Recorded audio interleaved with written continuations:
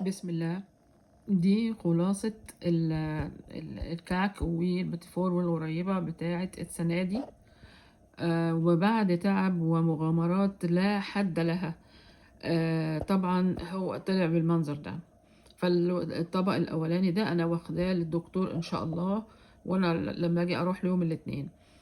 والطبق التاني أو الصينية التانية دي هتروح للكنيسة اللي احنا بنصلي فيها كل يوم جمعة، عبال ما نلاقي جامع أو مكان نأجره.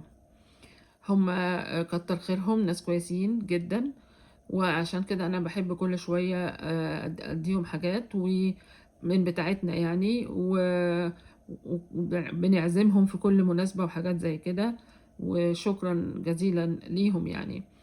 اما بقى المغامرات فهي ان الكعك طلع ناشف جدا، لانه انا ما عرفتش اعاير الدقيق، او انا يمكن دايما طول عمري بعاير الدقيق غلط، فكان محتاج زبدة كمان وكمان. هاكله مش هرميه. البيتيفور هو الوحيد اللي طلع ما فيهوش مشكلة. الغريبة عملت عليها فيديو وطبعا نشفت، وفي الاخر حاولت اصلح الموضوع. وكل سنة واحنا طيبين.